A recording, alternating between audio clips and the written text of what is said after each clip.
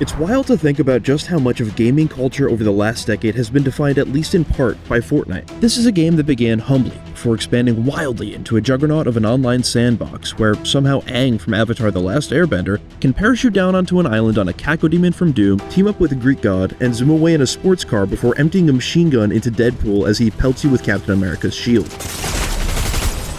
But Fortnite isn't just a collection of branded cardboard cutouts scattered throughout a cartoony island. It's managed to grow to this level because it's also an enduringly fun battle royale shooter, bolstered by impressive updates that go all out to pull you back in season after season.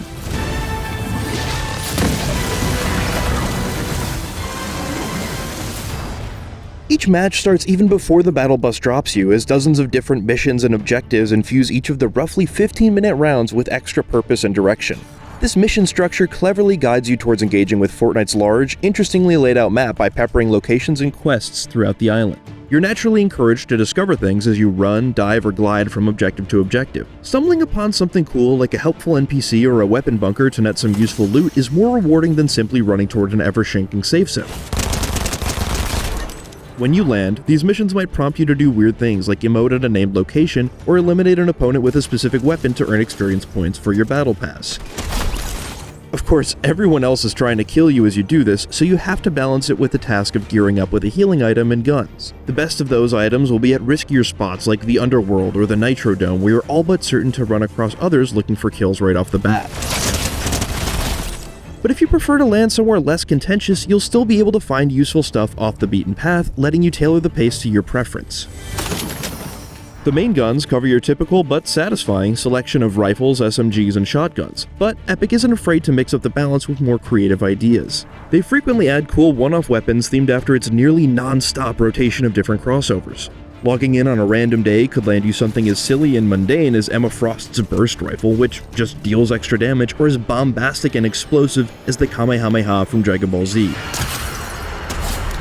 Even when they're especially powerful, mythics are easy to come by, meaning you're a lot less likely to lose to another player just because they had a super-powered weapon you couldn't find, like Captain America's shield.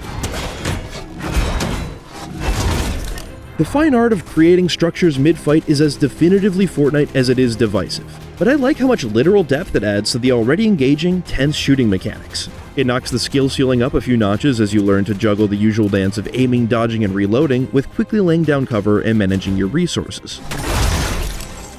Approachable quick shortcuts make it simple to build a ramp to help climb a hill or set up a wall to defend yourself while you reload. It's not mandatory though. You can definitely still win and have fun without much reliance on ensconcing yourself in wood.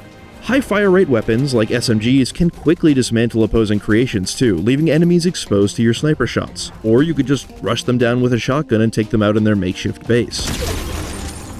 There are also no-build matches, which trade the ability to build for extra shields, which changes up the flow and pace of combat. In the default mode, shootouts between equally matched players always push me to the edge of my seat as both parties scramble to outbuild, outheal, and outshoot each other.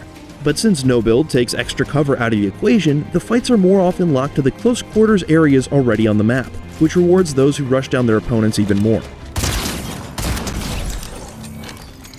In either mode, plenty of choke points and events pop up randomly to force confrontations or provide an extra advantage for those willing to seize it. If you're lucky, you could snag a ton of goodies from the train before someone else does. From there, you might take on a camp of NPCs, which could reward you with an early forecast of where the safe zone will head next, letting you get the jump on the other remaining players and catching them as they rush towards what they think is safety. Other optional events like NPC bosses pepper the map and offer useful rewards, but chasing those also makes your location known to others, so they offer another dangerous decision to consider. You can also buy worthwhile items from friendly NPCs or even hire them to help you out in a fight. All these options ensure there's always something interesting to do beyond simply looting and shooting. Moving around the map feels incredible too. Fortnite's current movement options include a sprint, slide, sprinting jump, and mantle, which are just enough to keep combat dynamic and challenging. You aren't as mobile as a game like Apex Legends, but there are still cool opportunities for some daring escapes after a showdown gone awry. And when running around on foot just doesn't cut it, there are plenty of cars scattered around the island for you to find. Each produces a brain-ticklingly satisfying purr as you zoom around and rock out to in-game radio stations full of licensed songs. Even if you're not necessarily going anywhere specific, it's hard to resist the thrill of taking a car off a jump to get some serious airtime. Whether you're vying for the top spot, jumping a sports car off a ramp with your friends, or just checking off story missions, Fortnite accommodates so many different playstyles by rewarding you with XP for doing just about everything. Some activities offer more points than others, winning a match will always be the most important objective, but Epic goes out of its way to let you have a blast even if you don't crack the top 50. The Battle Pass has both a free and paid tier that unlock cosmetics and some in-game currency called V-Bucks. This system has all but set the standard for how free-to-play games turn a profit nowadays, for better and for worse. Admittedly, it's fun to unlock outfits that let me dress up like my favorite characters, but I don't like how commonplace the almost compulsive nature of this monetization strategy encourages has become. At least Fortnite doesn't lock anything that impacts gameplay behind premium purchases. It even allows you to earn enough V-Bucks to purchase these optional skins or the paid Battle Pass through grinding alone. And with years of big crossovers under its belt, the store has become a pop culture gallery of sorts, with influential film, comic, and game characters lovingly recreated alongside goofy memes. It's by no means the same museum-quality homage to its source material as something like Super Smash Bros., but it's an impressively curated collection all the same.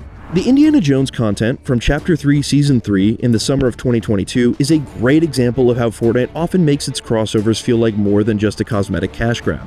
It seamlessly recreated the iconic Golden Idol heist from Raiders of the Lost Ark into the map using a new location. Not every crossover gets this treatment, but most will at least see some kind of cool inclusion redone in Fortnite's surprisingly cohesive style. For example, Marvel's iconic cast of heroes and villains works perfectly in this season's Doctor Doom-themed takeover. Waving fabrics, shiny metals, and bold cel-shading style adorn these skins with a punch that hits the sweet spot between cartoonish and hyper-detailed thanks to Unreal Engine 5. On most consoles and PCs, and even some phones, it's a graphical showcase, with Unreal's high-fidelity lighting effects on full display as the time of day changes mid-match. Most skins even transfer from the Battle Royale into the other games found on the main menu, as well as the staggering amount of modes and custom games that other players have made within Fortnite. It's nice to see that your efforts in one place will impact the others. That said, Fortnite's wide range of universes don't always collide gracefully. Watching characters who would never wield a gun, let alone kill someone, do both of those things in Fortnite is equally silly and a bit gross. No matter how funny it is to see Aang from Avatar unload a clip into his foe before taunting his kill with John Cena's "you can't see me" gesture, it just doesn't feel right. No matter which version of Fortnite's Battle Royale shooter you prefer, Epic Games makes sure that there's always something on the horizon waiting for you, both in and out of the match. Whether it's the enticing glow and heavenly hum of a treasure chest full of loot, the faraway glint of an opponent's sniper scope on a ridge, a sports car in your favorite color, or an exciting quest to complete, you'd have to try to get bored while playing. Epic's dedication and support have made Fortnite one of the best maintained ongoing multiplayer games out there as well. Even when a new weapon or seasonal direction occasionally feels like a dud, there's usually something great around the corner to even it out. It's rare to see a game on this scale constantly experiment, take risks, and have so much fun with itself. And while its goofy, over-the-top crossovers with beloved games, movies, and TV shows more often bring a whiff of corporate synergy with them, it's undeniably cool to squad up with your friends as your favorite characters and compete for that sweet Victory Royale.